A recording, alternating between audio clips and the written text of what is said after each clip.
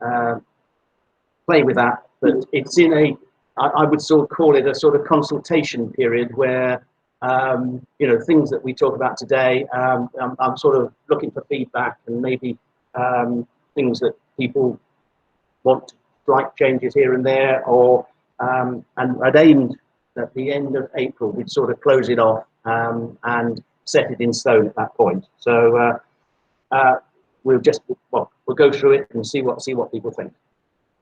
Hopefully, my internet's been pretty slow over the last couple of weeks. So doing a demo and also being on this, I don't know whether it's going to slow down to a unusable extent, but we'll just have to see how it goes. Right. Okay. So section 1 is the major changes, and what I'll do is I'll turn this on to presentation.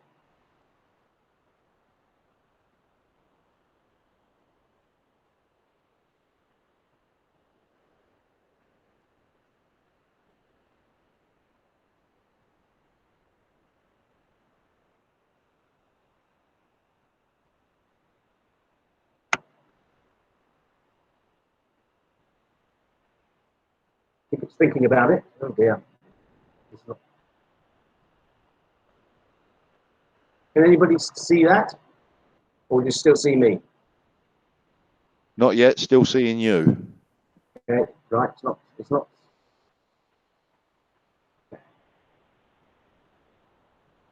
How's that? No. Oh, hang on, something's happening. There you go. All right, yeah, I've got a message saying yes, right. Okay, fine. So,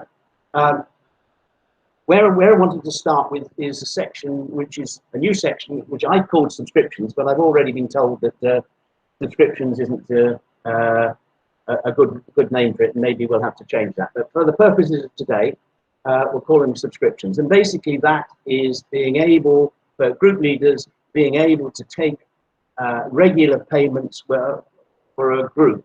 So not necessarily something like an event or anything like that, but just maybe people pay so much per term, so much per session or whatever.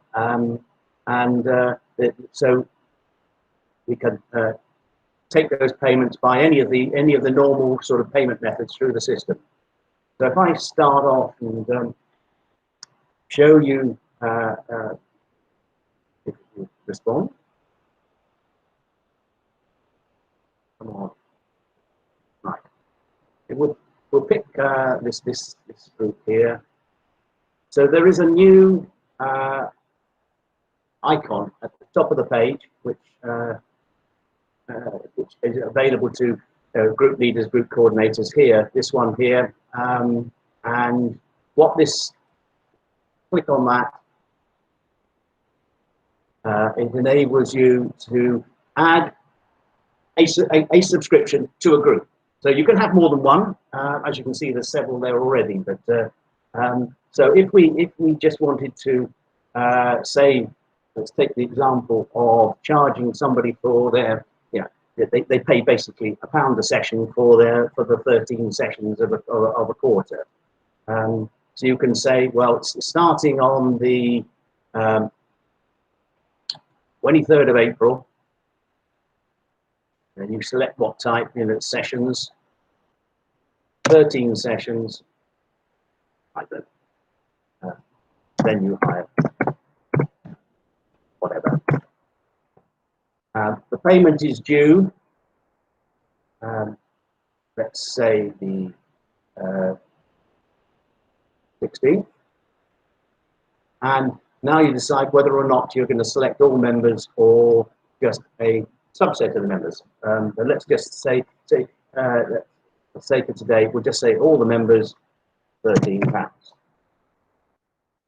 Now, the box at the bottom here is an option, which again is switchable on and off, but you can allow group leaders to either include or exclude these payments from the account. So in other words, they can run their own little subscription system to collect the money, because they may pay the venue directly, or you can add them into the accounts, and we'll go into your income and expenditure.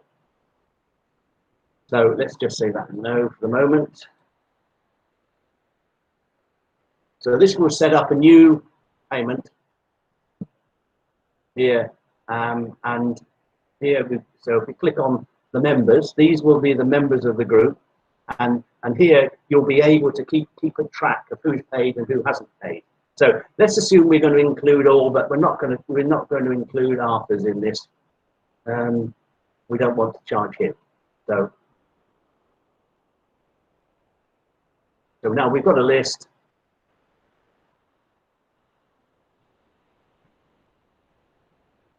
Right, so once we're ready and we say, okay, we want to charge £13 to all those people, you've said, right, now I've finished changing it, now I want to confirm it. By confirming it, it starts setting up the charges to the individuals.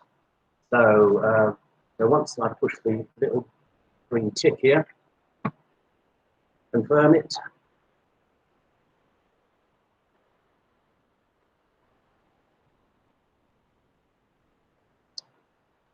In its own time. Okay, right, so now all these options on the right hand side have gone, and all now we can see is the members list. So if we click on the members list, here we go. There are the 4 people who had to pay the money. So if you get the cash, you can just click on here, manual payment. Do there.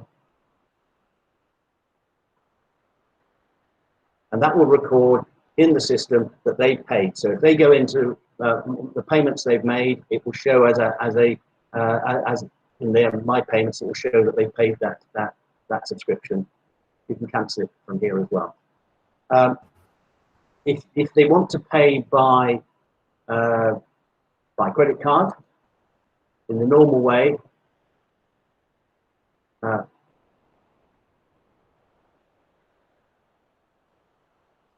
here, this one here, so they can. Here's the list of what they owe, and if they, in the normal way in which you make a payment with credit card, they can make that there. Or, of course, if they are set up for direct debits, the system will automatically take that direct debit on the due date. So they can pay any way that you wish, or they wish. Right, okay, so if we go back to the groups again, have a look at that. So. Now, normally you wouldn't have multiple subscriptions, and I got but you might have a situation where one person joins late, and therefore you want to add them to, and they're only joining, and they're joining for 10 sessions because they've only joined later in there. So you can set up an individual one. I'll put the same dates in. 10 sessions.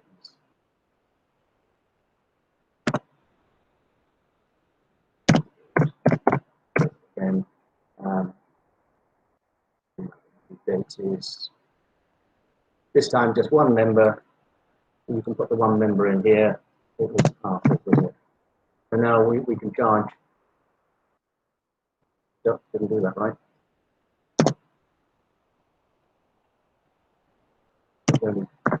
£10. So you can vary this around and have various diffs. So that will now set up a charge for him for that if you click on the box there. So so the idea was to try and make it quite flexible, and you can monitor. So if somebody pays by card, then it will show up in the I didn't say it here, but it will show here as card payment and when they paid. You won't be able to refund it. If a card is payment, you won't be able to refund it here. The only thing you can do is cancel a manual payment here. You'd have to go into the refund system to actually make the refund if you wanted to, if somebody paid by card. Right, okay. Chris, do you want questions as we go along, or do you want us to wait until the end to ask questions? Oh, I think questions as we go will make it easier, wouldn't it? Sort of. Yes. So yes, as we go, because then otherwise people forget what they want. Yeah. Can I just ask then, if somebody pays by credit card, how will this show in the system as for a particular group? Are you saying how it shows to the group leader or how it shows to the individual? To the treasurer, how will I know, for instance, that this payment has been taken for a particular group? Well, you've got the direct debit record payments, which will show those payments that have been requested and paid. And that would be in the finance section on U3AWeb, then presumably. Yes. Yes. And similarly for Stripe, then. And for Stripe, yeah. You get. If they pay credit card or debit card by Stripe. For Stripe, there's also the detail is all in the breakdown of their payments and in the analysis in the treasurer's dashboard and also in the account. So you can follow it through from the group through there. So it's all recorded in there. So yeah. Now one thing I should have said was with direct debits with renewal, you control when the direct debit thing is run. Once it's set up, the system will take the direct debit automatically on the date it's due. So when you set up a due date, your £13, it will take that £13 on the due date, and we'll also send out as normal all the emails to say, 7 days before this is going to be taken. In fact, actually, I think it's, as I remember, it sets it up 7 days before and asks to go cardless 7 days before, so it is taken on the due date. Chris, so yeah. How do you set it up in the first place? You can switch it off, presumably. Yes. Yeah. No, it's the whole thing is switchable. Yeah. So if you don't want it, you can turn it off. Yeah. Okay. And in the accounts, then, if you've got the credit card payment that's gone into the accounts, but you've got it set up for no account, how does it show differently? You can't make a direct debit or credit card payment for ones you've excluded from the accounts. So if you don't want those, if you've got a group leader who is just running their own system, then you can't do it with credit card or direct debit. They can only take cash. They can only take cash, check, or whatever they normally do at the moment. Yeah. Right. Okay. Thanks. So it's really just the non-accounts one is really just so a group leader can run their own little set of accounts, if you like, for the group.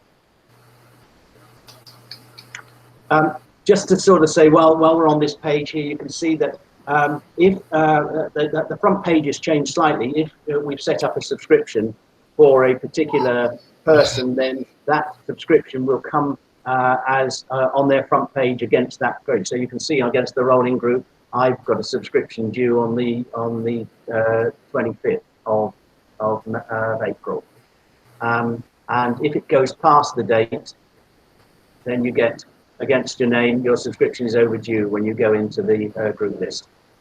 Oh. Right. Okay. So, Chris, Larry, can I ask a question?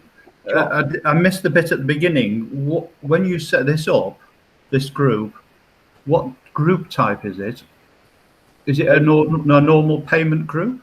No, it's definitely not a payment group. It's anything. It only works on standard groups, because this is the ongoing payments after they're a member. Whereas obviously with a payment group, you pay before you join.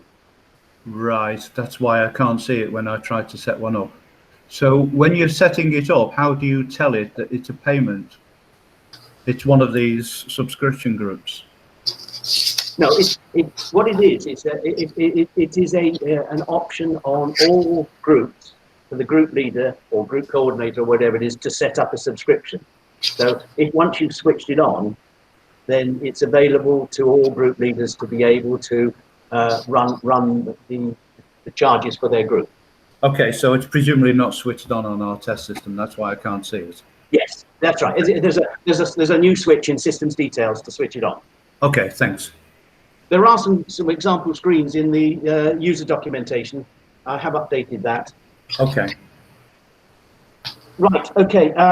So while we're here, we'll have a look at. I'll go back to the rolling group and just.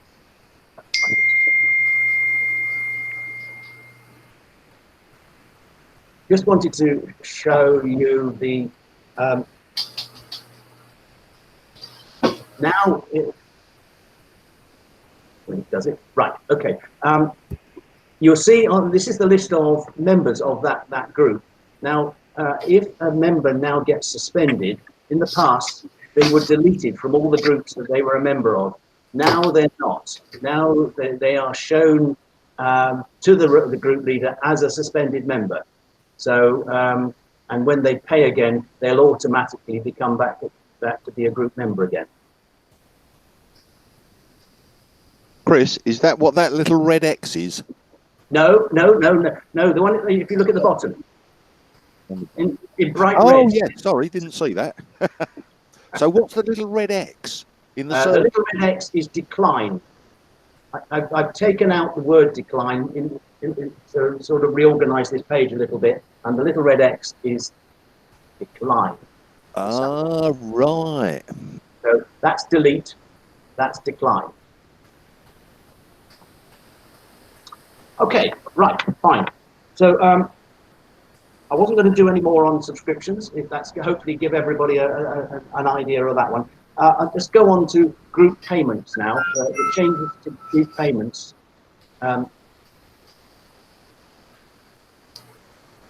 So, right, from now, well, when it gets there,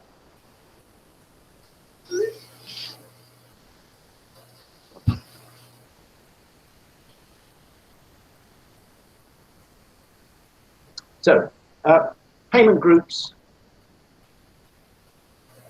The main change about payment groups is now that they are you can take direct debits. You can and you can pay obviously pay on. You've used to pay by card before, so but now you can pay by so anybody who is registered for direct debits, their payment will be taken on the due date that you've set up for those for that, and they won't get that. They won't get a payment thing down the side here, a payment menu item. Chris, can I just ask another question? Mary from Peterborough again. It's my understanding that you can have different accounts set up for Stripe for different sorts of payments. How do we set up which account these payments go into? Right, okay. So group payments, when you set up a group, when you set up a payment group, you have the option and you decide which account it goes to. And okay, fine. So that's so when direct debits comes along, it takes it for the account that's being defined. Yeah, Mary, I've spotted that one, so I know where that is. Okay. Right. Okay. So direct debits is now there. The other thing is that now the group leader for an event can now take the payment, a credit card payment over the phone for deposits and payments, because they've now got the icon here, which will allow you to make that payment.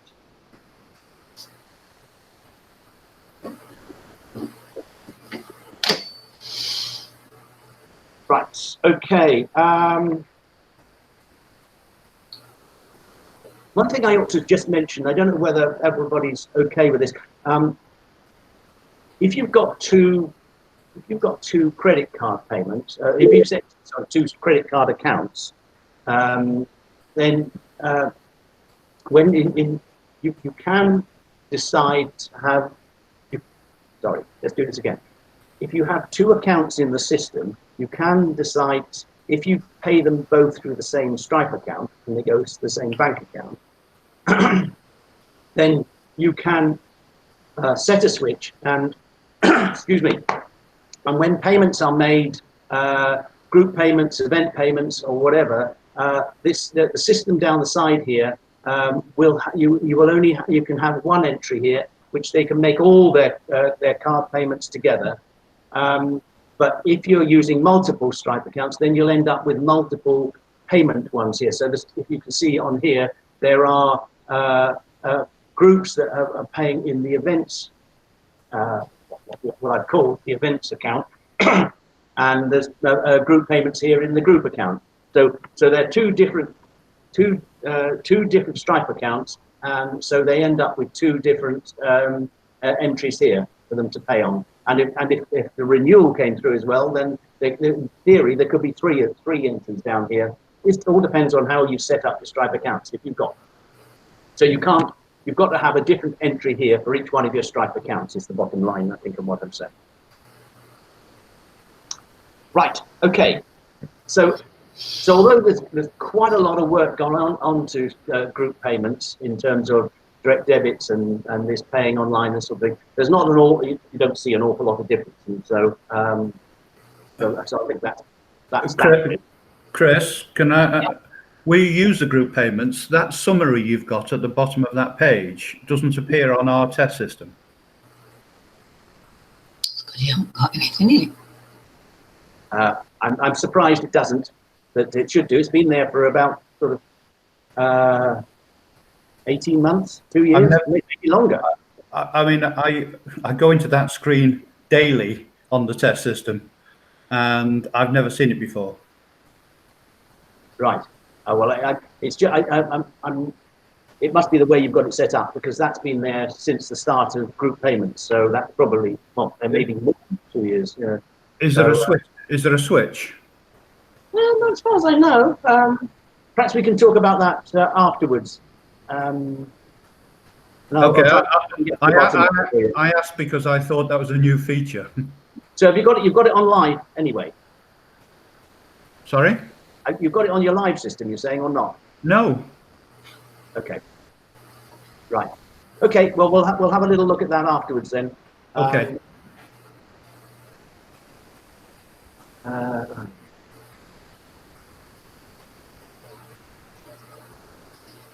Okay. Right. Fine. Okay. The next thing I wanted to just go on and show was go into the membership directory in a minute.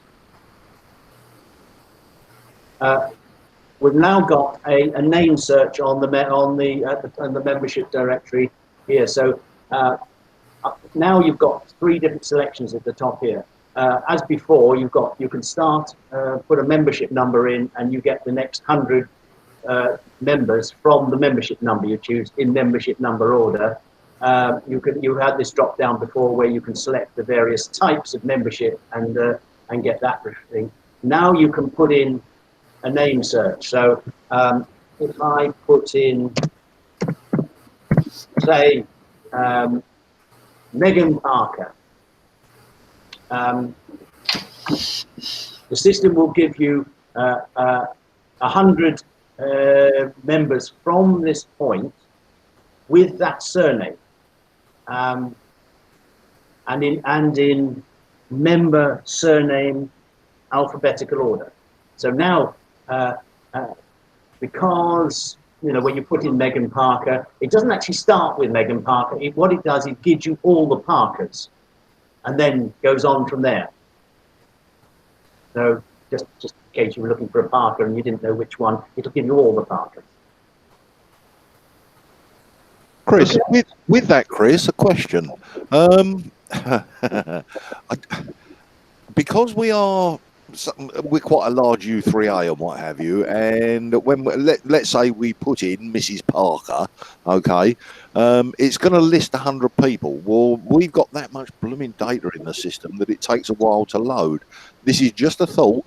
If I'm searching for Mrs. Parker, okay, fine. I might on your screen. I might want Ken Parker as well because that might be her husband and what have you. But would I do it? Do we really need it to display everyone alphabetically after that? Would it not be easier and quicker if it just displayed the Parkers? Could do. I'm not quite sure what others think. Exactly. I mean, I'm not sort of. We're just one U3A, so it's down to sort of a group decision. But I'm just thinking, if you're looking for the Parkers, do I really want to see Mr. Test refunds? He's nothing to do with Mrs. Parker. Yes, yeah, fine. You know, it's you know, if everybody's happy that I'll just restrict it to the Parkers. One thing about the loading of the directory, and I know you've got lots. It only shows 100 from here, but the one thing that takes a lot of time when it's building that is this icon at the end, this pay by member. And if you're not using it, or you're not using it at the moment, it's very worthwhile turning that off because it makes life much quicker. I don't know whether you have it on, do you, Alan? Yes, we've got it on at the moment because we're about to start, you know, accepting things, I think. Yeah. Okay. Anyway, yes, it's just a thought. It does help a lot to when you've got a long one to load. It will cut that time down. So okay. If anybody wants to, if you like, object to just having that name, let me know. Otherwise, I'll just reduce it down to just have the so just be the 4 entries there. Okay. Well, that doesn't affect the search on membership number. If you put 340 and you get 100 from 340. That's right. That's right. Yes. No, it'll only be just this one new name search. Okay. Okay, right. Next thing I was going to go to was images. So we'll go into system details a second.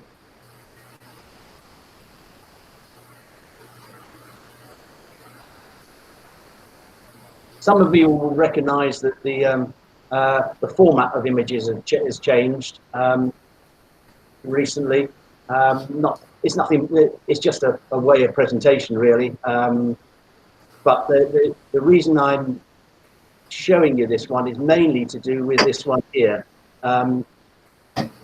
What you can do when you can now put your own logo at the top of all the emails you send out. So if you when you add if you add an image with your logo in, it will add it and you click it as select it as the email header. Which you do by when you add a new image. Yeah, little click there, and what it does, it comes out. So I can see one.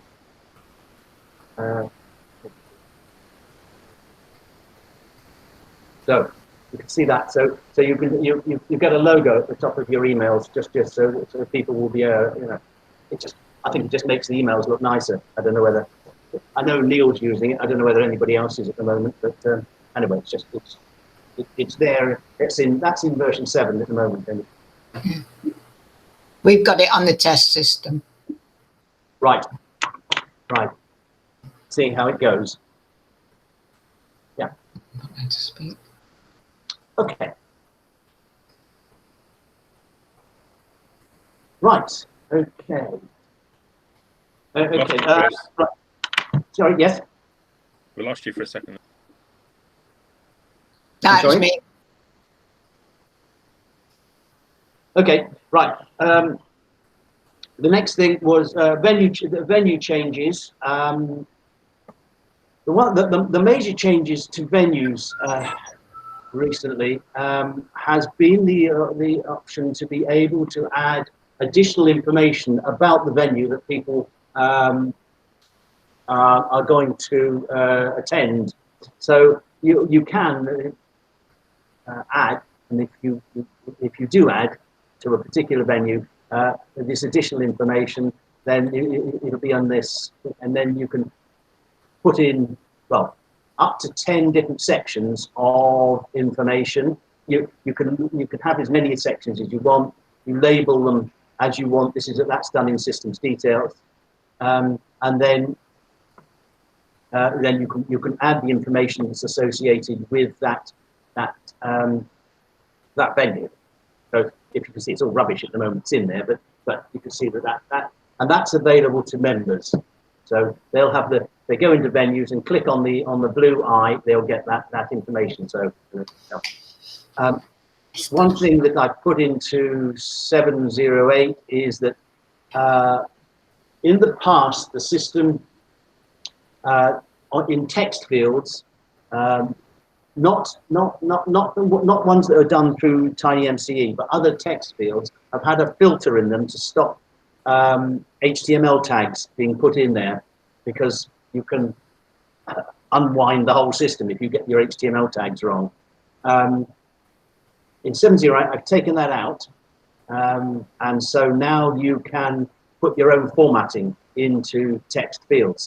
So you know, this one here, you know, underlined and bolded and got paragraphs and that sort of thing. So so you can do that from in 708 onwards, but you've just got to be careful that if you get your HTML tags wrong, you can mess the whole system up. So I would advise, if you're going to use it, then try it out in your test system first, because you know, it literally can make the you know, if you don't get your div tags right, it can move the sub menu all over the place, this menu down the side. So be very careful anyway. But I think it just gives you a bit more option to be able to just make things look a bit more pretty, and you can change the colors and the background and all sorts of stuff if you want to.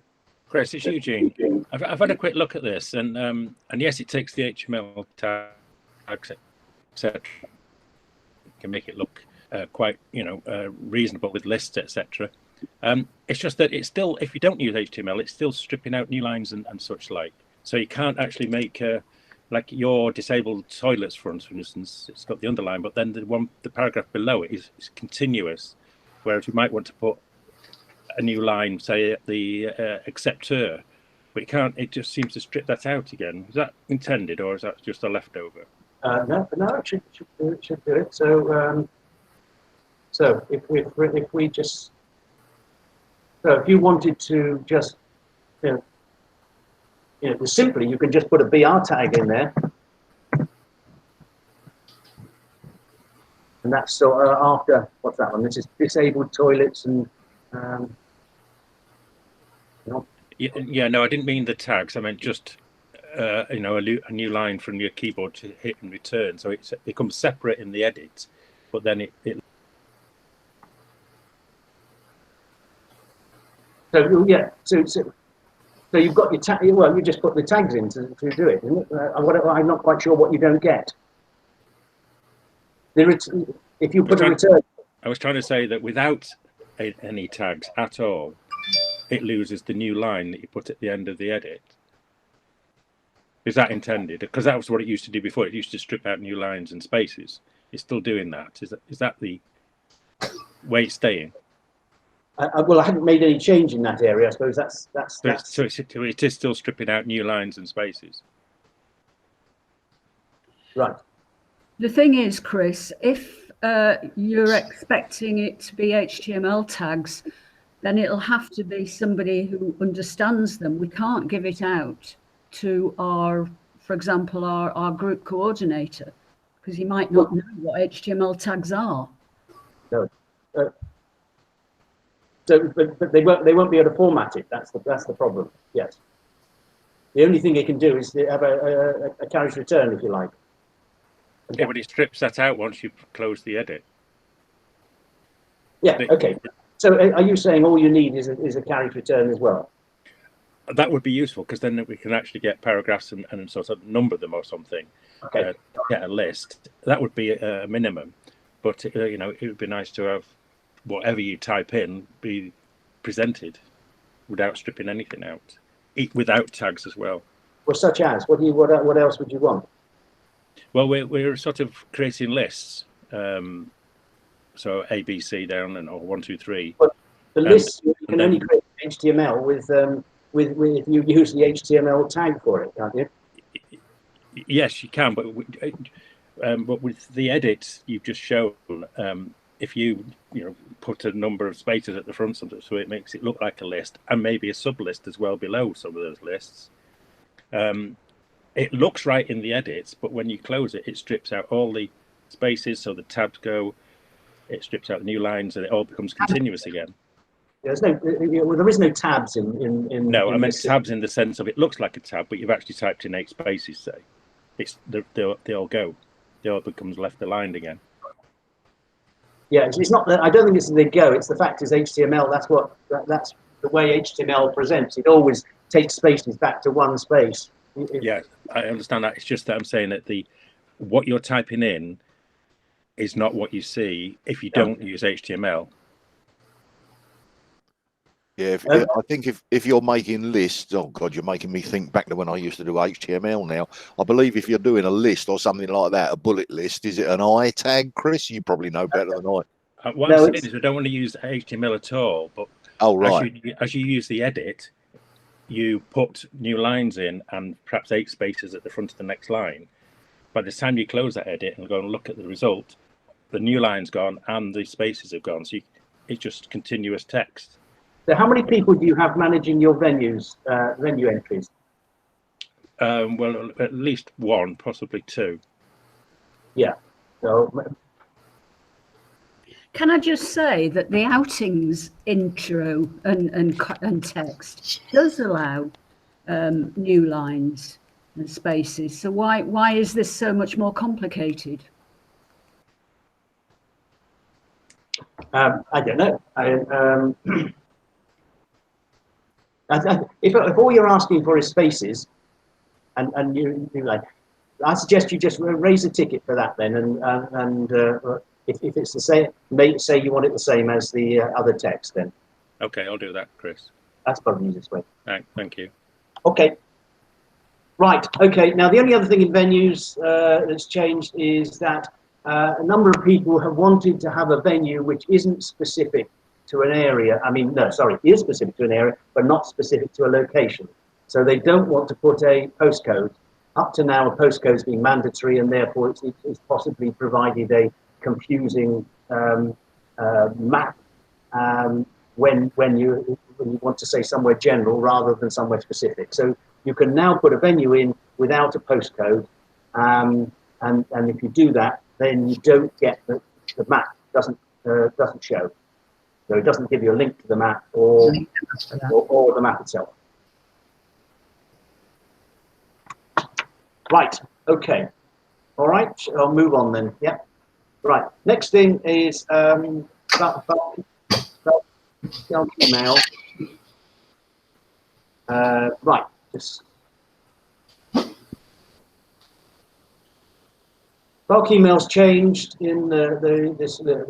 It's a bit prettier than it used to be. It was always a bit ugly, that list, and so. But the main change was that was this refresh list. This was if you create a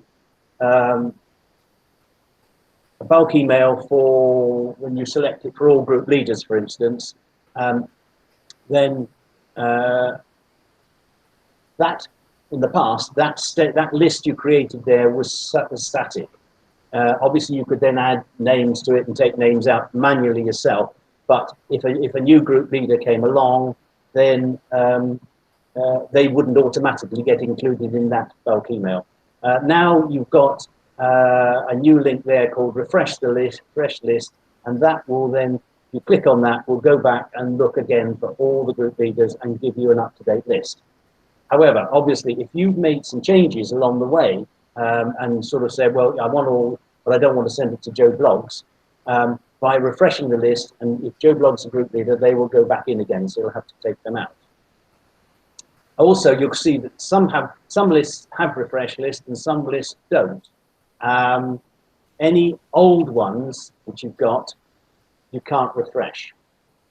So you'll have to set up again from scratch because the system doesn't know the selection you used in the past. Obviously, the top two is ones I've done recently, therefore I know what selection I made, and therefore I can refresh it.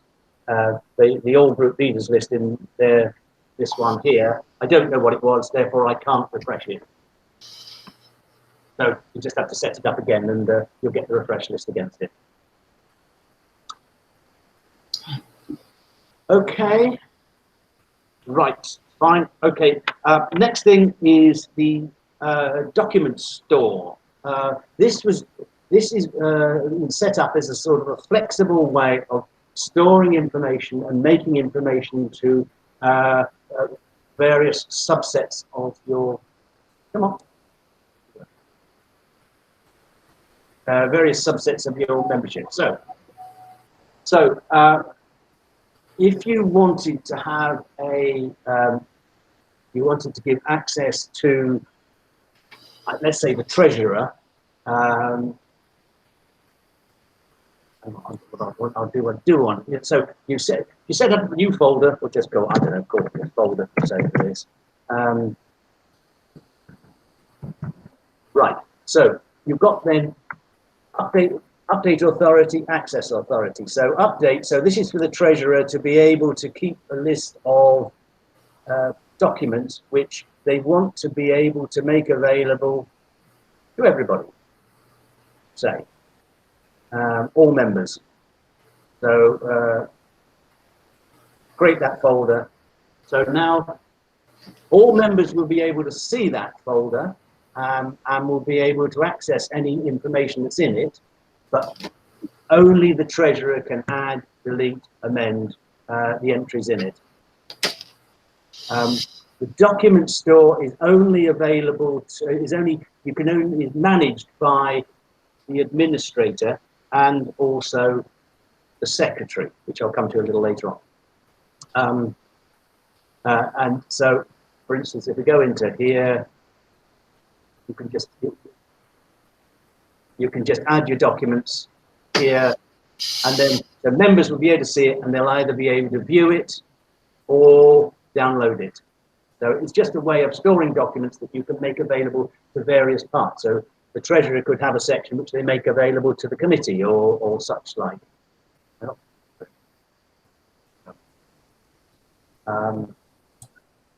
Chris? So it's just a flexible way of storing information. Yep. Chris, I've started trying to use that, but unfortunately it seems to be corrupt. When I try and open the document that I've saved, it looks as though it tries to open the live system, even though I've not got it running. I'll send you a screenshot of it after this. Yeah. Show what it does. Yeah. Okay. Okay. I'm surprised, but okay. Yeah. Right. Fine. So you can Chris, see. Sorry, Eugene. Are the documents, once they're in the store, referenceable from other pages? Yes. Yes. Yeah. Use the URL at the top there. Okay. And so you can, you can definitely do that as well. And it will open that page, or will it jump into the document store and show this sort of page? If you want to open, you can. It is possible to open the document because you know what it's called.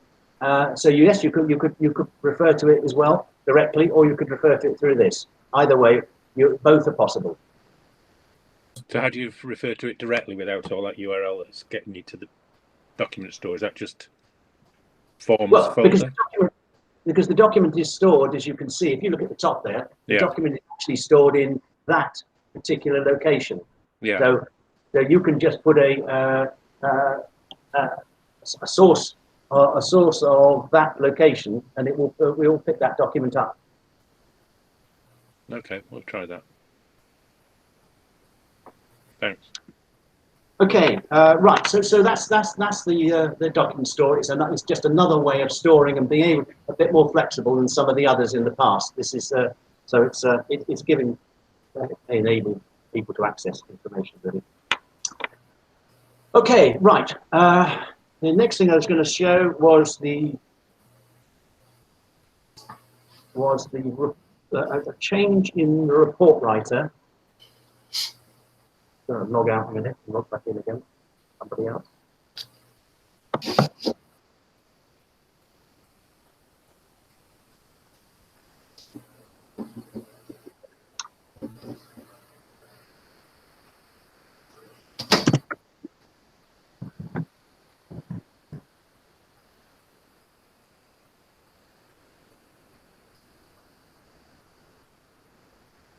Right. If I go into my information for this particular person and look at my reports, we've now got a report in here, which, so you can create a report and allocate it to a person, and then you can add parameters to it so they can run the report themselves. So this is just a very simple report here, which says list the range of members and the group they attend. So if I'm just going to put in one,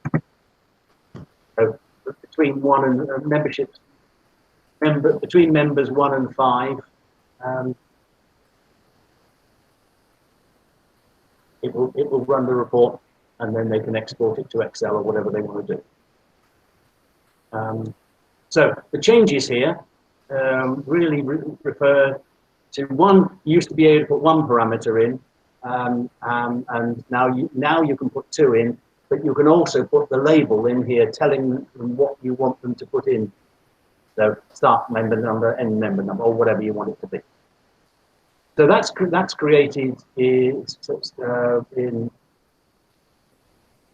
report generator, which I'll just go into and just show you the change. I've already played with that facility, Chris, and it seems very useful. Yeah, well, hopefully, the more you can make reports available to people, the less work you've got to do yourself, isn't it, really? Yeah, it's far better now. Morning, Neil. Be very quiet. I'm very quiet. I don't want to disturb you all. Right, let's see if I can find this. This one here, yeah. Yeah, so.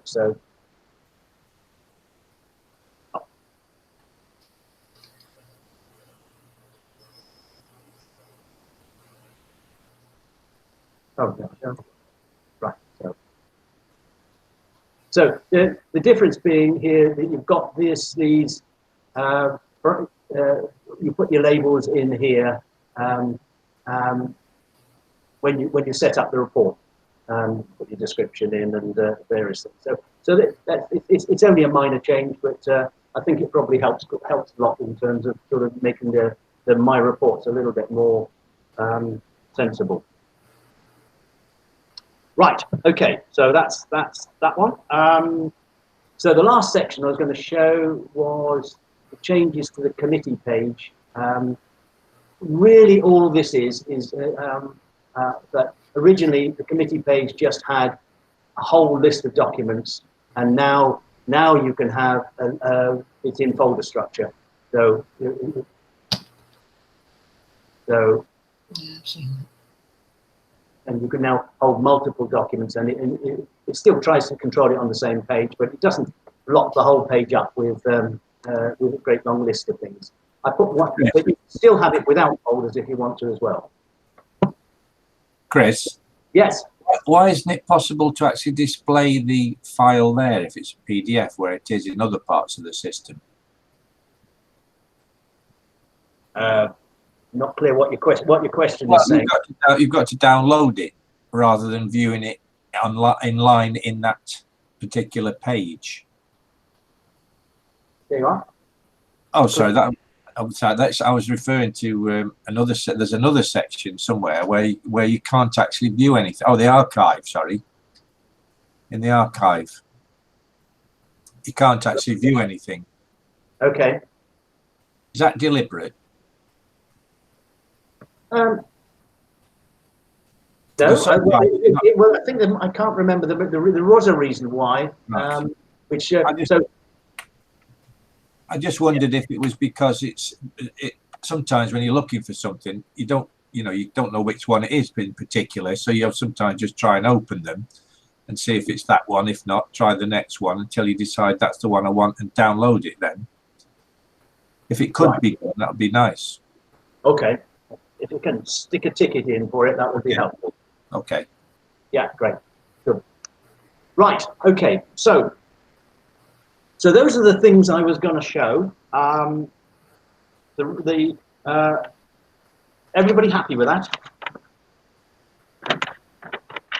Good. I'll take silence as yes.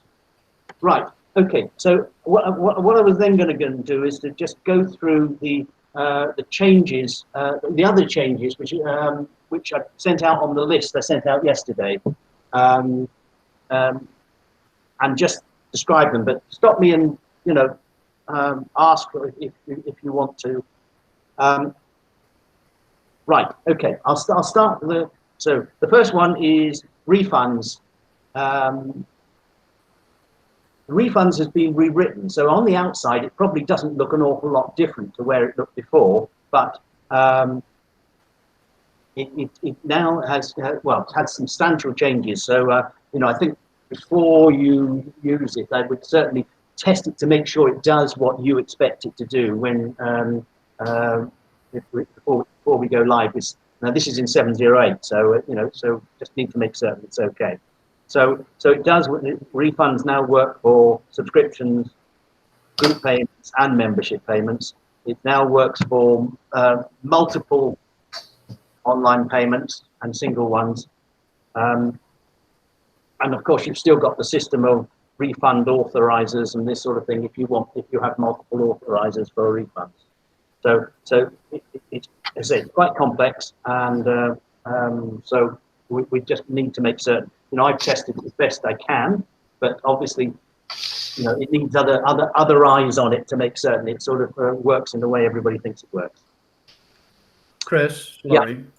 Yeah. Are you able to handle partial refunds? No. Partial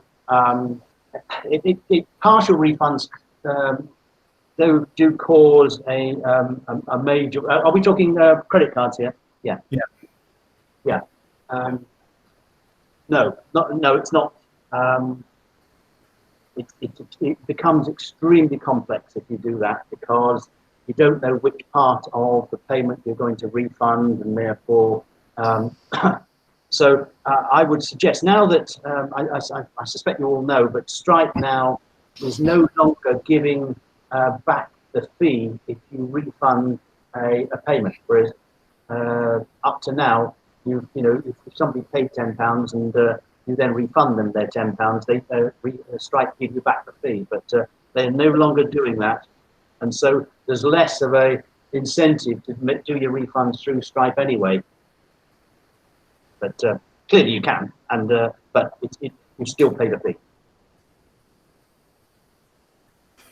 Right. Okay. Next one. We put a new authority level into the system, which is the secretary, and the secretary level, and the idea being that if the sorry, distracted slightly. The secretary authority is meant to be. At the moment, we've got the administrator, and the administrator does the system configuration, but is also in charge of a lot of the data elements. And so the idea of having a new authority level secretary is that you can have somebody who is there to update some of the data elements to it, but not the configuration side of the system. So the administrator still does everything, but this secretary just does the admin side rather than the configuration side. Right, okay. Yep. Great question. Does admin still have those authorities? Yes, yes. The admin hasn't changed. It's just, this is an addition. It's added on top, if you like, of admin. But it does mean the secretary can do something. So again, it's another way of distributing some of the responsibility, I guess. Chris. Thanks. Yep. Since the secretary often needs to contact members, I think the secretary also needs to have access to the members directory. Right. Yes. Yes. Well, yes, you could always just give them directory access as well. At the same Well, I time. have, but you know, I think it should be part of the standard set. Okay. Okay. Yeah. All right. Yeah. Fine. Not necessarily to edit, but certainly access to it. Yeah. Okay. Righto. I'll add that. Okay. The next thing, I've done an update to everybody's system now. Everybody's got the same. That I think we talked about this at one of the meetings. But now Google and Bing should have access to the home page of the website.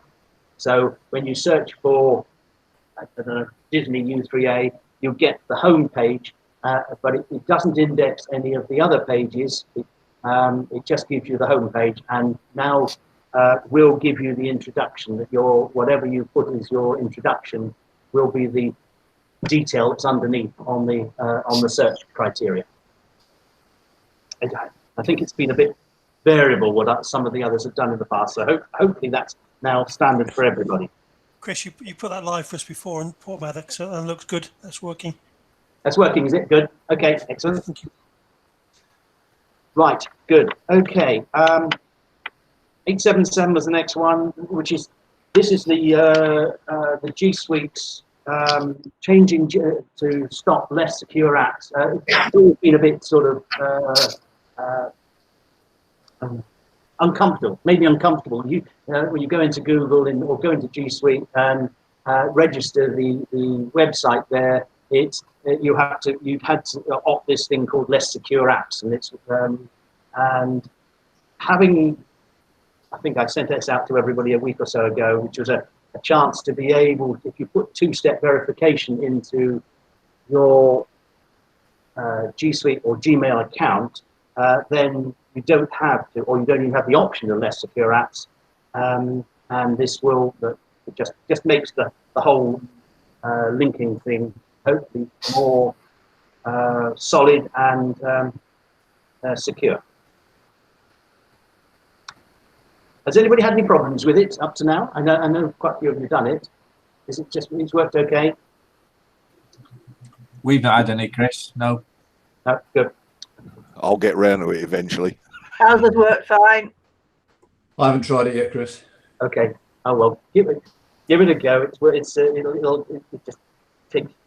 just makes the whole thing secure, actually. Right. I think we've already talked about 875, which is the next one, which is the HTML tags in text fields. We talked about that earlier. Chris. Yeah. Just going back to your the previous one about the less secure apps.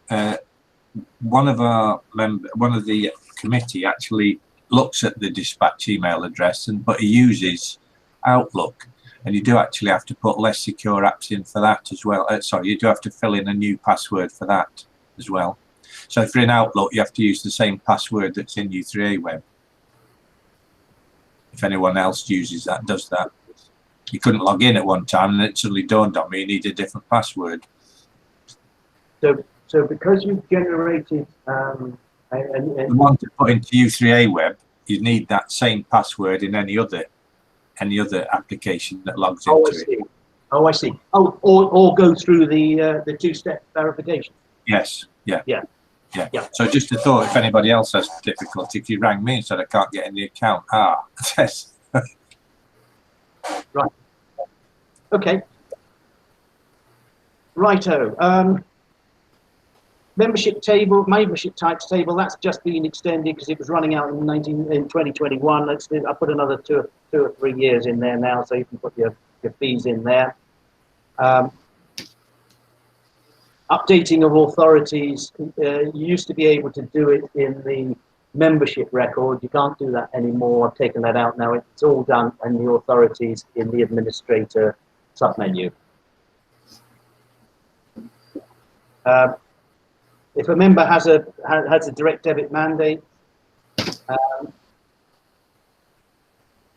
and is being removed from the system, then the mandate is removed as well at the same time. So, well, I can say if they come back, or if they come back, they'll come back to the record anyway. So it just removes the information from the system.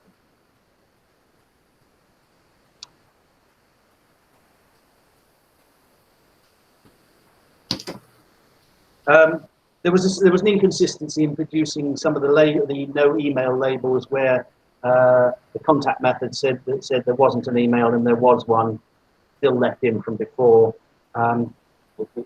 That's been sort of tidied up now. Password in the login window is now showing red when so just make it a bit brighter for people to see if they want to show the password on the.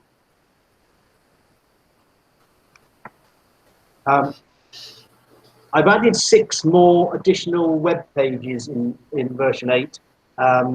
So now you've got 12 pages that you can set up in any way you want to yourself. And the final 3 of those are, so the first 3 are available to members only. So that's 7, 8, 9, 10, 11, and 12 are available to members and visitors. So, they're there if you want them. 876 was a correction of an error where it was showing the wrong. It wasn't showing the latest renewal payment, showing the first. So that's just corrected. Email prompts from direct debit renewal email have been updated. So they're now in 708. What does that one mean, Chris? I'm sorry? What does that one mean? That's got me confused. What does that mean? Yeah, because I thought we set the email. Is this saying the email text for a direct debit renewal mail has changed? The template was missing. The template was missing. So when you set up an email, you include these things in the curly brackets. Yes. Well, the actual description of them, what's called the template, wasn't in there for the direct debit. Oh, I see. Right, got it. Yes, with it. And now it is. It was just. In fact, I thought you were the one who told me about it. Quite possibly, but I didn't understand the email prompts. You mean the template links? Yeah.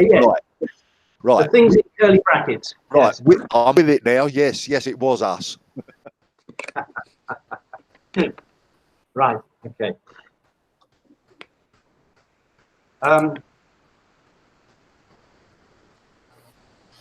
Well, I can't remember what 866 is now. Looking at it, the member name template in the delete suspend members has not been working properly. What does this cause, Chris? Because we'll be suspending some members in the near future. No, I don't think. I think that's the same, isn't it, Chris? As the one above, it's the template. When you do insert template. Oh right. Oh, in the email. Chris, no, yes. It wasn't that. It was our last renewal period where it sent the deleted members an email that were all addressed to the same person. They're all addressed to Reverend so and so. Oh well, we don't want that, do we? No, goes to Florida. Well, if we set suspension, how can we stop that? Because we don't want it sending to everybody the same name. Well, that's what happened, and that's what Chris has corrected. But is this the letters or the emails? No, the email. They all. I could find one if I want me to send it to you. It was all of them were addressed to the Reverend so and so, because he said, because we had replies saying thank you very much for letting me know, but I'm not called the Reverend so and so, and it was all, they were all correct. They read the numbers, the membership numbers, and they were the correct people that they were sent to, but they had the wrong address or the wrong name on. Well, we don't want to do that, do we? When we get to the end of ours, which is coming up, and we won't be on 7.8 by then. We're only on 7.6. Yeah. Right. Okay. Well, we'll have a look at that, Kay, afterwards. Yeah. Okay. Thanks. Yeah. Come back on that. It does. It does. I do want to encourage everybody to go to 707 as soon as they can. You know, it's been working for sort of 3 or 4 months. Some people have been on it, so you know, there's still quite a lot not on it. It was 707 that it went wrong in. Oh, was it? Yes. Oh, right. Oh, so we'll be all right then. Yeah, I think it worked all right in 6. Okay. Sounds a bit off. We'll follow that up afterwards, Kate. Okay. Right. Okay. 861 email address. Email address with a colon in was slipping through the validation, which was causing failures, which is being corrected. Chris, very, very quickly, going back to that previous point, do you have to do sequential updates? So at the moment we're on 706. Do we have to go to 707 before we can jump to 708, or can we leap 707? You can leap if you want to. Yes. Right, okay. Yeah. Well, okay. In actual fact, I end up doing both of them, but I have to go to 7 and then to 8. But you don't, you know, it doesn't take. Right. Okay. Thanks. It's not a problem. Let's put it that way. Okay. Yeah, there was a problem with when refunds were being processed. If you click several times, it put multiple entries in. That's now not happening. There was a slight change to the venue display, the blue background being the wrong place. That one's got me. Is that 854, Chris? That's got me completely confused. I don't know what we're talking about there. Well, if you're doing an amendment to a venue, you click on it and it comes up with the details on a blue background, dark blue background, and the blue background didn't stretch over the whole thing. Oh right, okay, yes, now I'm with it. Yeah, only it was a cosmetic thing, really. Right, copying groups. Copy group has now been removed from the group leader. It's now only available to the group coordinator. So this is now consistent with the adding or deleting a group, which can only be done by coordinators.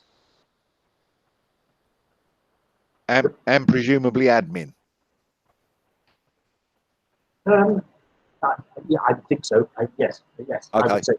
Yeah, Yeah, be available to group. It'll be the same as it was before. I just made the 3 consistent. Really. Yeah, it was actually us that requested that because we had a couple of completely bananas group leaders who kept clicking the button just to see what it did, and because they didn't actually see anything happen on screen, they click it again, and then they do it again, thinking this must do something, and you ended up with 3, 4, 5 iterations of the same blooming group. Yeah. What was the maximum number you had from one person doing it?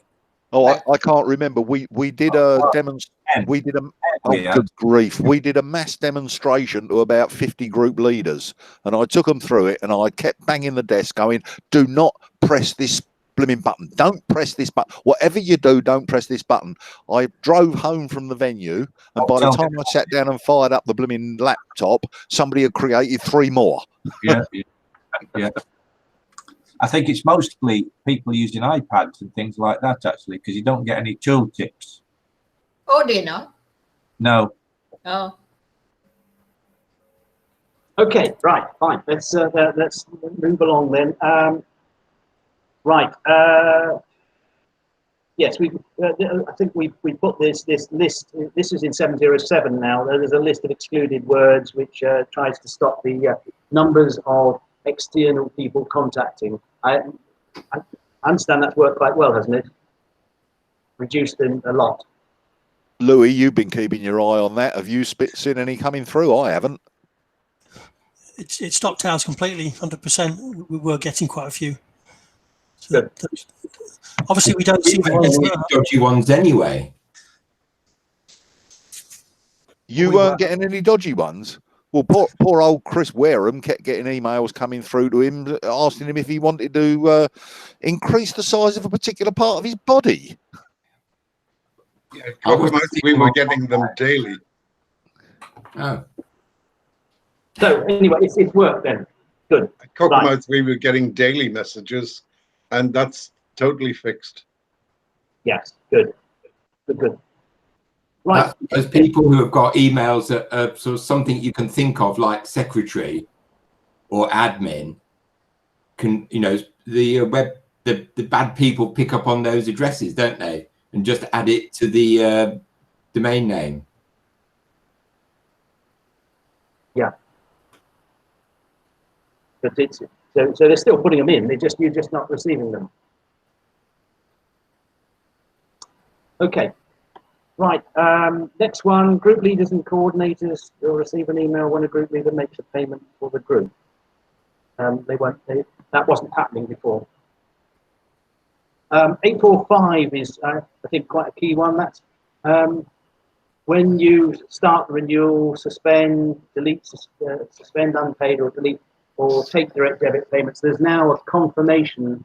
So as well as having the page saying, you know, you can undo this if you want to, there's now a confirmation pop up even to get to that point. So so hopefully, you know, we won't get sort of renewal processes started by mistake, which I think we've had a couple of times. The calendar now includes meetings and outings, which it didn't do in the past.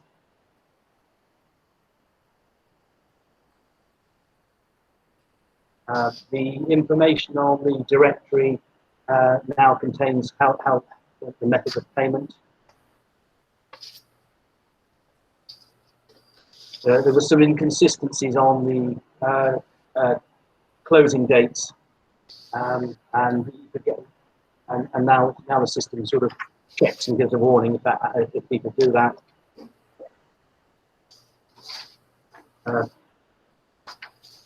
Updated the text on the documents and forms page, which you know, this is all 707 now. Label sequences have changed, so that hopefully that you can choose delivery code, membership number, or name.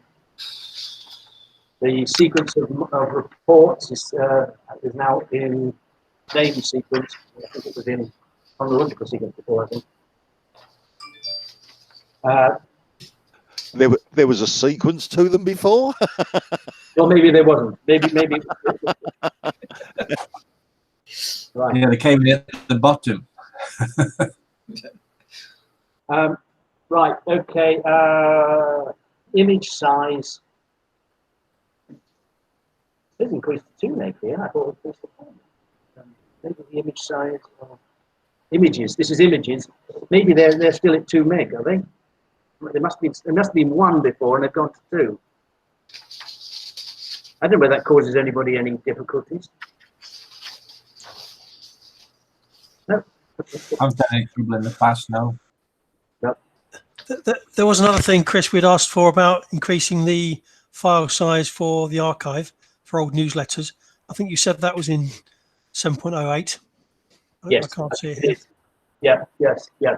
Yeah. Well, what I haven't done is done all the tickets in 708. So if you want to see what's in, obviously this isn't the full list of the 708s because one of the ones we've shown, but also some of the tickets. You can always do a search on Freshdesk for 7.7.0.8 because I always put that reference in there. So you can do the search and it will give you all the changes that have been made, all the tickets that have been made in that 707 as well. Hopefully the autofill problems have gone away. This is where you use Chrome, and I've tried to name the fields appropriately now, and I think we don't get the odd thing. I think it was something like emergency name or something odd was popping up in. I don't think that does that anymore. And then a couple of corrections are made on the bottom there. So those are the main changes that have been made in the last 2 versions of the system. So does anybody want to raise anything, go through anything else? Yeah, you know about You know about the only one that we're looking for is with the credit card, having access to the, if somebody pays by credit card, having access to the text that goes in the email that confirms their renewal by credit card. But Yes. I sent you the ticket on that one. Yes. Yeah. It's just to give us sort of the same access on credit cards as we've got for any other way that they renew. Yes. Okay. Right. Well, look, if you can sort of have a look at 708, sort of, and now hopefully a bit more familiar with it, and have a play, and then, you know, wait, got until the end of the month to sort of give us your feedback, really, and see what, if there's anything that you want, or, you know, any comments. Yeah. Is that your intention for go live, Chris, the end of this month? Well, no, I don't think so. Because I think if we're going to close it off at the end of the month, then we've got to do it and make sure it works as well. You know, so I think testing can start. You know, as much testing as possible. But you know, if we're actually having changes at the end of the month, then they might take a little while to get in and get tested. So what's your best guess at when we might have 708 available? Well, if everybody is sort of relatively happy with it, and everybody can sort of test it and go and say they're happy at the end of the month, then it could be very shortly after that. But if lots of changes come through, I suppose it could be later. But mid-May, should we? If we aim to sort of try and say if there's no major stuff through, we could get it available for mid-May. Yeah. It's just that we start our renewals process in 1st of June. Much debate about that at the moment. But if we can get 708 working by the 1st of June, it would be handy. But as I say, if other people find a problem, if it doesn't happen, it doesn't happen. Pooh, there you go. Right. I was going to use a phrase then, but there's ladies on the call. Okay. Right. So let me know if anything, any suggestions you've got. One other thing that we could perhaps just briefly talk about, if we've got a bit of time, is to talk about joint membership. I don't know. We've talked before. I knew you'd have to say that. Who amongst us? I think there's still 25 of us here. Who amongst us would be interested in knowing about joint membership, but also contributing towards what it does? So they may not have it at the moment, but might want it in the future. Paul's Mad Dog is running joint membership. It always has. Yep. Okay, I got you on the list. Yes. Okay. But I think you've got me on the list, Chris, as well. Yeah. Yes. Okay. Very have said they don't want to use it at the moment. Okay. So I think probably I'm asking really whether or not people are interested in contributing, because you may well want to use it in the future. Chris, I'm certainly interested. Steve here from Flintshire. Yes, we certainly would do. We're not starting the payments till the beginning of next year, though. Yeah. No. Well, you know, we've been having some discussions with Peterborough, with Alan, and there seems to be some basic issues on how we can manage it. So it may take a little bit of working out exactly how we manage them through the system, and that's really what I'm just really sort of thinking, that if we can see who's interested, and then we can perhaps get a conference call together maybe next week or something, maybe to talk that through specifically on that subject. So I've got Crewe, Portmaddock, Cockermouth, Flintshire, and Peterborough. Is that the full list? Yeah, thank you. Okay, right. So if we set something up next week, might just introduce something for people to think about. The issue that we're coming up against, or the discussions with Alan and I had anyway, is that if you want the two people to join at the same time and be joint members, there is there's a privacy and security issue about whether or not you can one person can put other people's details in without them authorizing it, and how we deal with that is essentially the issue, isn't it? Well, and the way that we assign fees to one or both members and collect membership, because we did renewal on the basis that the primary member had the full fee and the secondary member was 0 rated. Then we still had to renew that secondary member. Yes, I think Tony, talking about the initial to do with joiners, new people joining. So, Well, what we're not running at the moment, Chris, this is Paul Madog, we're not running online applications. All applications have to be sent through to the MEMSEC. So MEMSEC is putting in both persons' details. Right, yeah. So and they both sign it, I guess, do they? Not necessarily, actually. Yeah, most people usually do when they send in the form, but okay. It's not obligatory. Yeah, there's a lot of discussion between Chris and I about what is required under GDPR. Chris, I sit on the fence because I've got, I think Mary's still on the call somewhere, and she's been involved. She's our treasurer and our membership secretary, and it's a question of whether or not the one person can give us 2 emails for use. Because obviously when they apply online, it's a lot handier if they've both got a blooming email address. And it's a case of whether that is allowable under GDPR. Chris takes one view. Mary and Linda, our membership secretary, take another view. Me being me, I sit on the fence. And when I talk to Chris, I agree with Chris. And when I talk to Mary, I agree with Mary. So I flip from one position to the other, but I did speak to the ICO in very general terms, and they seem to think it might not be a problem, but I didn't lay out the exact the detail of what we were doing. I just gave them a brief outline, and they seem to think it might not be a problem, but we would need to batter that down. But I don't want to go against Chris because Chris owns the blooming system. It's your system. Well. Yes, we've got to develop something that people will use. So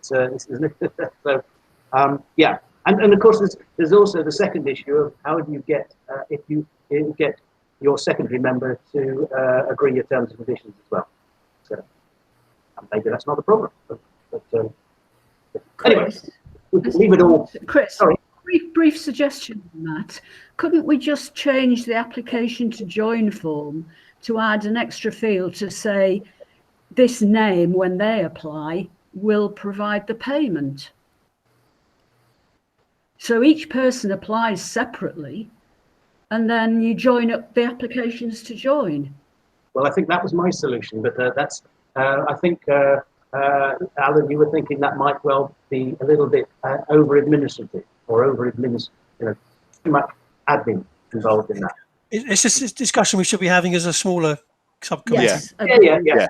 It was just an initial thing to present what the problem is that we've. So have some thoughts over the next week or so, and I'll try and set this up, and we can take it from there. Right. Good. Okay. Fine. Now, does anybody else want to talk about anything else? Or have we done it? Have we done? And have you got something out of today which is worthwhile? Yes, thank you. Good. Thank you. Okay. Are we all right? Be useful. Are we all right with the thing that we talked about before at Bury? You know, the this business of the suspensions and it not working properly. Does that mean that on this 706 that we're on now that will be okay? Well, I'll have a look and I'll come back to you on it. Well, we ran our suspensions back in where were we? September, and it worked absolutely fine. And that's on 706. Yeah, the suspensions worked all right. It's when you came to delete them when the term of suspension expired. Oh, it's deleted, it's not deleted, suspended. Yeah, deleting suspended. Ah, right. So it's the second stage. Yes. Well, at Holmes Chapel, we had no complaints when we did the deletions. No, nor did we. But then again, we've just told you you've been kicked out of the U3A, so they probably went, I don't care. Well, we did have one or two people come back and say, we meant to rejoin, and they didn't complain. So. Oh, right. No, I think it's only 707 that was the issue, not 706. Yeah, that's what I think. Right. Thank you, Chris. That was very useful. Yeah, Okay, thanks very much, Chris. Thanks. All right, thank you. Cheers, Thank Chris. you then. Thanks. Thanks, Chris. Bye-bye. What I'll do, Chris, if Thank you, you're still Chris. there, Yeah, I'm here. yeah. What happens is with the recording, it will take probably about 5 or 10 minutes for Google to process the recording. And what I'll do then is I'll set it up. I'll send you the email so that you can go direct to it. Lovely. Okay, that's great. Thank you very much. Thanks. Bye. Chris, Yeah. Chris, Thank you, do you Chris. need Thank you. do you need more information about what our problem with our email this morning? Yes. Have you got that? I haven't seen anything that's come in while this meeting's been on, but we looked at it. I looked at your reply this morning and answered the questions that you asked. Yeah. About which emails were affected. Yes, I think it's a general problem that we're going to have to look at, in that emails, attachments to emails. Congleton had a problem yesterday, I think, with a similar sort of thing, that somebody put in an attachment to it, which was it wasn't attachments, though. It's all our group emails are getting the same fault. That's right, isn't it, Dave? Yeah, that's right. Yeah, it started on, where are we now? Tuesday night, I think. So how many have you sent? The bulk, somebody tried to send a bulk message out, and you got a blank screen with a code on it, which I think we sent to you. It looked within U3A, it looks as though it's been sent, because you look on the emails, it's there, but in G Suite, there's no sign of it. And thereafter, any group messages that are being sent appear to have been sent within U3A. When you actually look in G Suite, nothing's been received or sent. And that's every single group email. Group mail, yeah. Member to member is okay. But initially I did have a problem. It came back with an error message to say it was just a temporary problem. It was a bit weird because I tried it first and both messages were rejected and I got the error message for it. I tried again and the message that I received to say I'd sent it got rejected. But the person I sent it to eventually got a message about half an hour later, and thereafter it seems to work okay. Well, that's member to member, but we've since tried the group messages and they just don't go at all. I think do your bulk messages work? Pardon? Do your bulk email messages work? The bulk one isn't, no. So not only the group one, but also the bulk one's not working. That's right, both of them, yeah. Both not working. I think it's Louis here from Peterborough. Just before I came on this call, I had a contact from one of our groups who sends me an email and was just phoning me to see if I'd got an email from his group from last night, because he hadn't had his email and I haven't got it either, but I haven't had a chance to look at it yet. Okay. Oh, right. Okay. So, David, could you just try and send out the simplest of emails, a bulk email to start with, maybe just to yourself, see what happens? I sent one from my group yesterday. Which you're saying both bulk email and group email. So yeah. I was going to start with a bulk email. All right. Yeah. Somebody sent a bulk mail out on Monday and then tried to send a bulk mail out on Tuesday with a correction to it, and that's the one that didn't quite get sent, or didn't get sent. Okay. Okay. So I'll have a look at the system again. I thought, yeah. Could you just try and just send out one bulk email to yourself, if you like, just one entry, a bulk email with one entry in, and just see what happens. What Yeah? now? Yeah. And Are you doing that, David?